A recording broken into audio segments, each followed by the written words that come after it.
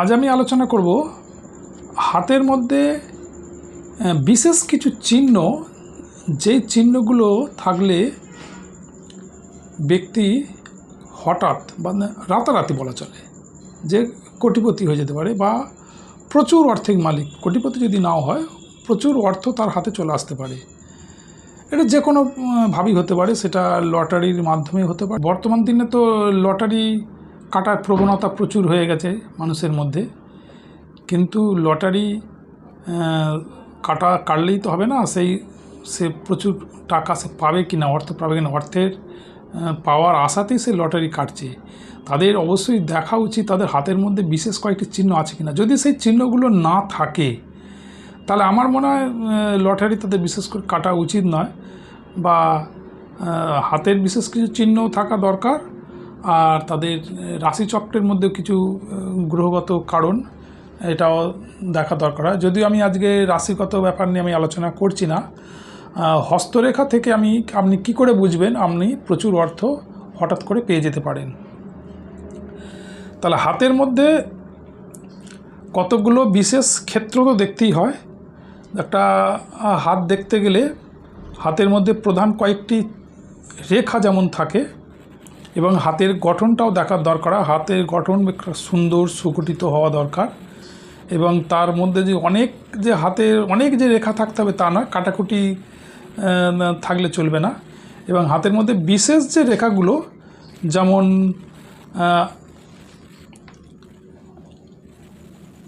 আয়ুরেখা, হৃদয় রেখা এবং শিরোরেখা, এই তিনটে রেখা তো প্রত্যেকের হাতেই মোটামুটি থেকে থাকে। এবং এই যে উপর থেকে যে নিচে রেখা চলে এসেছে, এটা হচ্ছে আয়ুরেখা, এবং তার উপরে শিরোরেখা মানে মস্তিষ্ক রেখা বলা হয়, তারপরে হৃদয় রেখা। এবং এই তিনটে রেখা তো থাকবেই। আর তার জন্য আর একটা জিনিস দেখতে হবে, যেটা হচ্ছে যে রাহুর ক্ষেত্র আর এর নিচের অংশটা কেতুর ক্ষেত্র।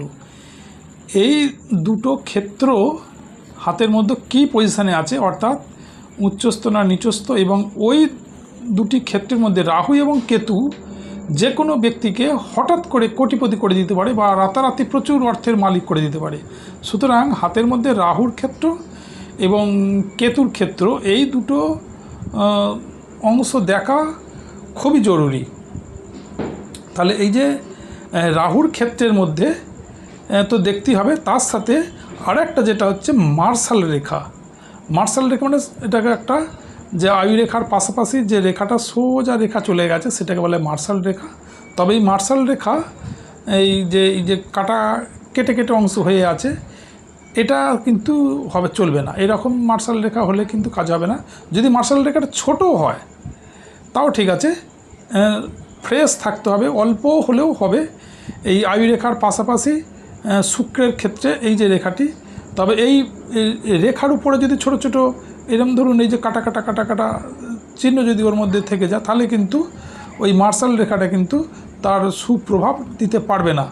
হাতের মধ্যে এই ছোটো হলে ভাগ্যরেখা, বুধ রেখা বা স্বাস্থ্যরেখা এবং শিরোরেখা, এই মাঝখান থেকে নিচে যে রেখাটা চলেছে, এই তিনটে অংশ থেকে যদি একটা ত্রিভুজ তৈরি হয়, এই ত্রিভুজ যদি তৈরি হয়, তাহলে ওই ত্রিভুজটাকে বলা হচ্ছে মানি ট্রায়াঙ্গেল বলা হয়।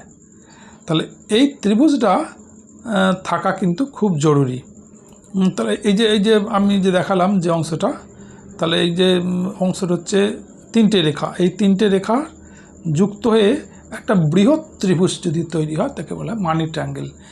এই মানি ট্রায়াঙ্গেল ভাগ্যের চাকাটাকে রাতারাতি ঘুরিয়ে দিতে পারে। অর্থাৎ এই মানি ট্রায়াঙ্গেল যদি থাকে, তাহলে কিন্তু প্রচুর অর্থের মালিক কিন্তু সে হয়ে যেতে পারে হঠাৎ করেই।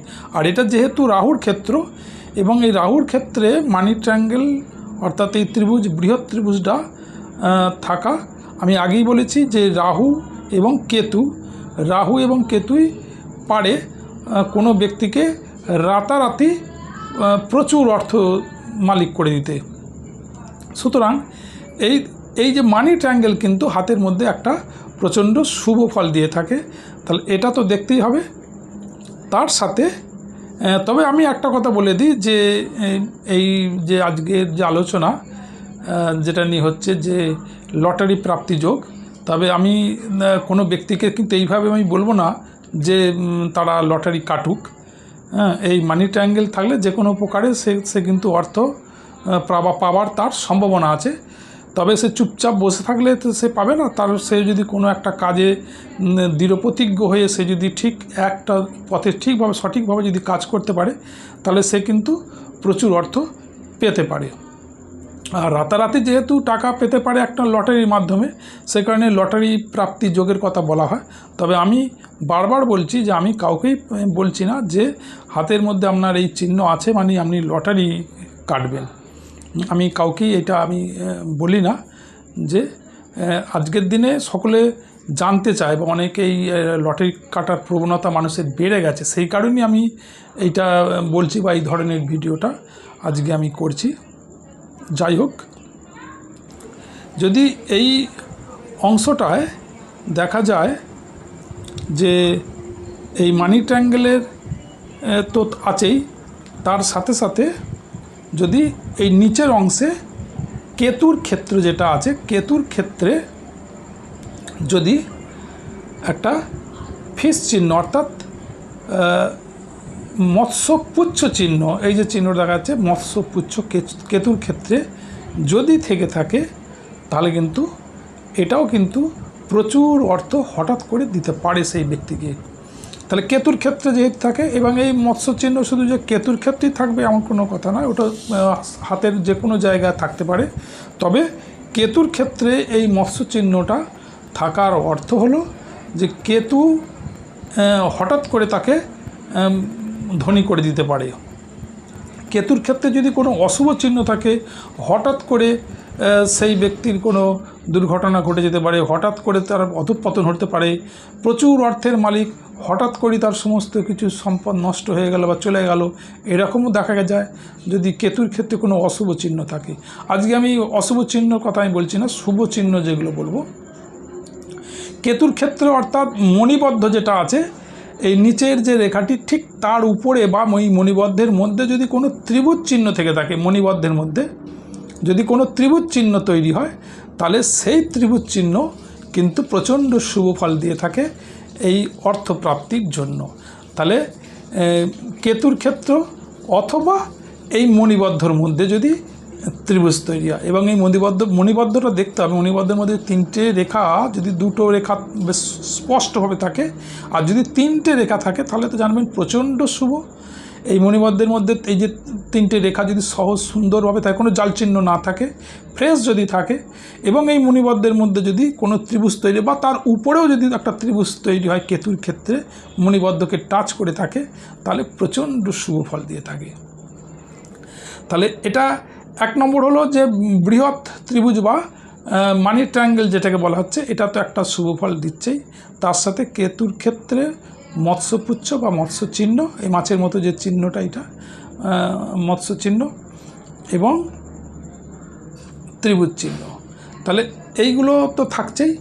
তার সাথে যদি দেখা যায় যে এই ভাগ্যরেখা সোজা যেটা ভাগ্যরেখাটা উঠে গেছে, এই ভাগ্যরেখাকে টাচ করে যদি কোনো ত্রিভুজ তৈরি হয়, সে ত্রিভুজ হয়তো মানি ট্রায়াঙ্গেলের মধ্যে বিশাল বড় হলো না, এটা ছোট ত্রিভুজ তৈরি হলো, যদি এই ধরনের ত্রিভুজ ডান দিকে বা বাঁ দিকে যেদিকেই হোক একটা যদি ত্রিভুজ তৈরি হয়, তাহলেও কিন্তু এটা প্রচণ্ড শুভ। আবার এই দুটো ত্রিভুজ ডান দিক বাঁ দিক দুটোকে মিশে একটা চতুষ্কোণ তৈরি যেতে পারে, তাহলে এটাও প্রচণ্ড শুভ হঠাৎ অর্থপ্রাপ্তি যোগের জন্য। তাহলে এই চিহ্নগুলো হাতের মধ্যে যদি থাকে, তাহলে সেই ব্যক্তির মধ্যে একটা অর্থপ্রাপ্তি, হঠাৎ অর্থপ্রাপ্তির যোগ কিন্তু তৈরি হয়ে যায়। তাহলে সেই হঠাৎ অর্থপ্রাপ্তির যোগ যে কোনো প্রকার হতে পারে। স্টার চিহ্ন থাকে কেতুর ক্ষেত্রে বিশেষ করে, এটাও কিন্তু হঠাৎ অর্থপ্রাপ্তি যোগের জন্য প্রচণ্ড শুভ। আর এই যে ছোট ছোট ত্রিভুজগুলো ছাড়াও আরও একটা আমি এর আগে একটা অন্য ভিডিওয়ে আমি বলেছিলাম, গুহ্য ক্রস।